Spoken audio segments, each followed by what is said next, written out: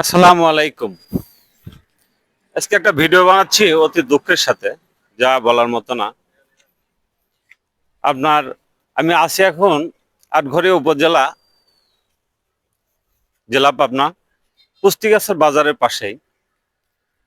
বিষয় হচ্ছে কি, এই জায়গায় রাস্তাটাও কিন্তু, রাস্তার এরিয়াটা কিন্তু এই পর্যন্ত দেখেন, কিন্তু শক্তিশালী এলাকার প্রভাবশালীরা থাকে। দেখেন কলা গাছ লাগাচ্ছে কোন পর্যন্ত, একদম কিন্তু পাকাটা এই পর্যন্ত।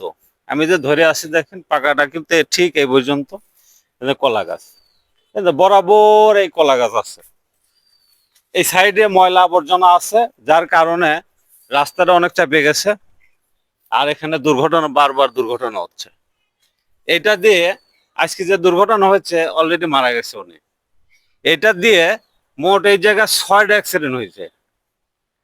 কেউ মাথা ভাঙে একদম পড়ে গেছে, রাজশাহী মেডিকেল।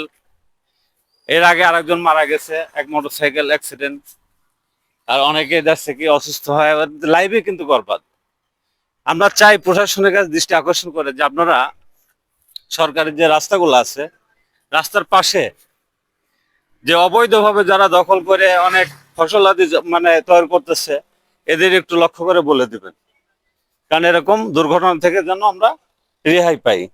সরকারি রাস্তা সবার চলাচলের জন্য, এখানে কেউ কিন্তু ব্যক্তিগতভাবে কেউ ব্যবহার করতে পারবে না। সবাই চলাচল করবে, সবাই যাবো আসবো আমরা। তো এই এই দিকগুলো আপনারা সবসময় একটু ফলো রাখবেন। এই ভিডিওটা বেশি বেশি করে শেয়ার করে দেবেন। দূরত্ব যেন ভিডিওটা হলো সবাই দেখতে পারে, বা প্রশাসনের দৃষ্টিকোণের জন্য যায়। দেখেন ময়লা আবর্জনা রাস্তায় ঢেকে আছে, যার কারণে বারবার দুর্ঘটনার একটা ঘটনা হচ্ছে। তো সবাইকে অনেক অনেক ধন্যবাদ। ভিডিওটা বেশি বেশি করে শেয়ার করবেন যেন প্রশাসনের দৃষ্টিকোণে যায়। আসসালামু আলাইকুম।